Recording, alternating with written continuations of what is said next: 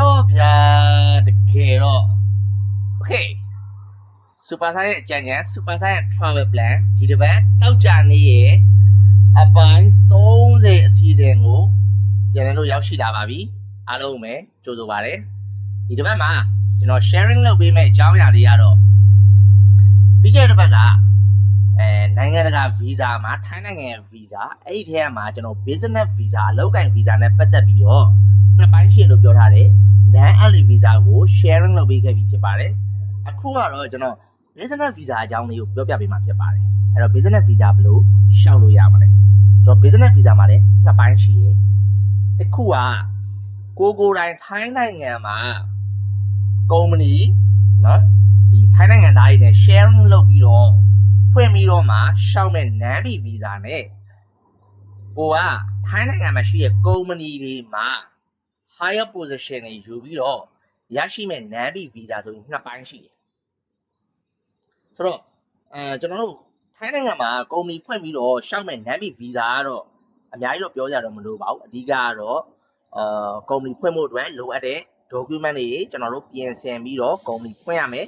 ရရှိလာတဲ့အဲ့ဒီထဲမှာကျွန်တော် recommendation letter တွေလိုအပ်တဲ့ document တွေကိုသုံးပြီးတော့ visa လျှောက်တဲ့ဟာတစ်ခုပေါ့နော်နောက်တစ်ခုကကျတော့ကျွန်တော်တို့ကထိုင်းနိုင်ငံမှာရှိတဲ့ထိုင်းနိုင်ငံ company တွေပဲဖြစ်ဖြစ် other company တွေမှာပဲဖြစ်ဖြစ်ကျွန်တော်တို့က white collar job လို့ခေါ်တဲ့company အလုပ်ပေါ့နော်နည်းနည်း position နည်းနည်းမြင့်တဲ့အလုပ်တွေမှာလုပ်ပြီးတော့ company ဘက်ကပေးတဲ့ recommendation letter တွေလိုအပ်တဲ့ bank statement တွေဒါတွေနဲ့ကျွန်တော်တို့ကနေပြီးတော့ရှောက်ထားပြီးတော့ non visa ကိုရရှိမှာဖြစ်ပါတယ်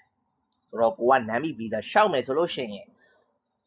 ဘယ်လိုမျိုးပုံစံမျိုးနဲ့ရှောက်မလဲဆိုတဲ့ဟာအရင်ဆုံးသိဖို့လိုတယ်ပြီးသွားပြီဆိုလို့ရှိရင်ခုနကကျွန်တော်ပြောခဲ့တဲ့အဓိက main ချက်တွေဖြစ်တဲ့ company နဲ့သက်ဆိုင်တဲ့ document တွေ recommendation letter တွေ bank statement တွေဒါတွေပါပြီဆိုလို့ရှိရင်ကျွန်တော် non visa ကိုရှောက်လို့ရတယ် okay ဆိုတော့ company ဖွင့်ပြီးတော့မှရှောက်မယ်ဆိုရင်တော့အချိန်ကာလကတစ်နှစ်နီးပါးကြာနိုင်တယ်ဒီလိုပဲ company မှာကိုကအလုပ်ရှောက်လို့ company ဘက်ကနေပေးပြီးတော့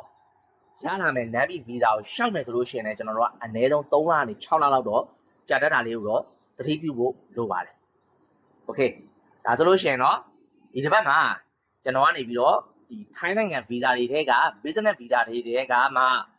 non visa လို့ခေါ်တဲ့ visa အကြောင်းလေးကို sharing လုပ်ပေးခဲ့တာဖြစ်ပါတယ်